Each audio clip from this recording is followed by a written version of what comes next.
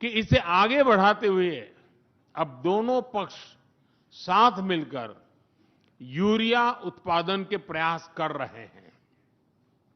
Friends, दोनों देशों के बीच कनेक्टिविटी बढ़ाना हमारी मुख्य प्राथमिकता है। हम आईएनएसटीसी, नॉर्दर्न सी रूट, चेन्नई व्लादिवोस्टोक कॉरिडोर पर नई ऊर्जा के साथ आगे बढ़ेंगे। मुझे खुशी है कि अब हम भारत के सी फेरर्स की पोलर वाटर्स में ट्रेनिंग के लिए सहयोग करेंगे। यह आर्कटिक में हमारे सहयोग को नई ताकत तो देगा ही, साथ ही इससे भारत के युवाओं के लिए रोजगार के नए अवसर बनेंगे। उसी प्रकार से शिप बिल्डिंग में हमारा गहरा सहयोग मेक इन इंडिया को सशक्त बनाने का सामर्थ्य रखता है। यह हमारे विन विन सहयोग का एक और उत्तम उदाहरण है, जिससे जॉब्स, स्किल्स और रीजनल कनेक्टिविटी सभी को बल मिलेगा। ऊर्जा सुरक्षा भारत रूस साझेदारी का मजबूत और महत्वपूर्ण स्तंभ रहा है।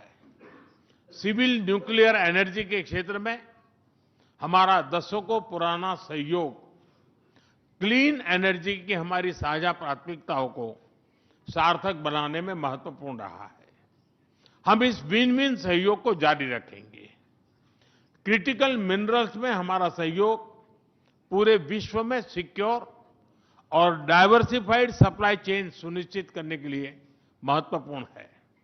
इससे क्लीन एनर्जी, हाईटेक मैन्युफैक्चरिंग और न्यू एज इंडस्ट्रीज में हमारी साझेदारी को ठोस समर्थन मिलेगा।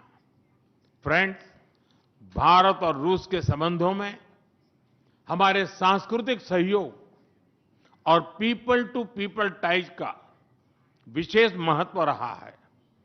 दशकों से दोनों देशों के लोगों में एक दूसरे के प्रति स्नेह, सम्मान और आत्मीयता का भाव रहा है।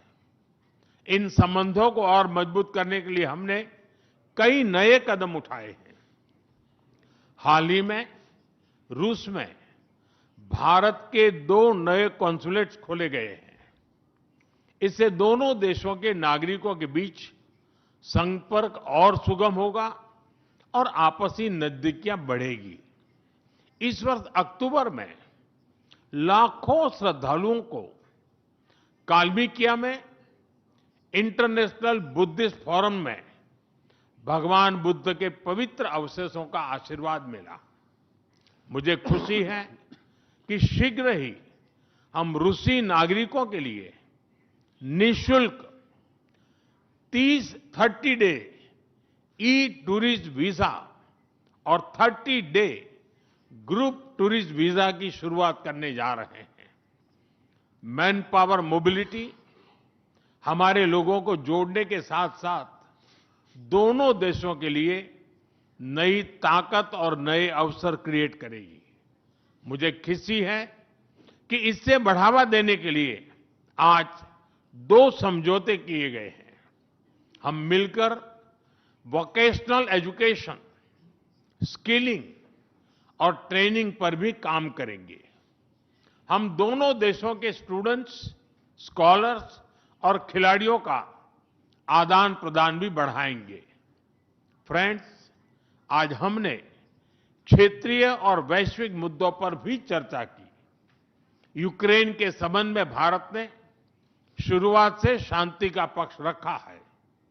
हम इस विषय के शांतिपूर्ण और स्थायी समाधान के लिए किए जा रहे सभी प्रयासों का स्वागत करते हैं।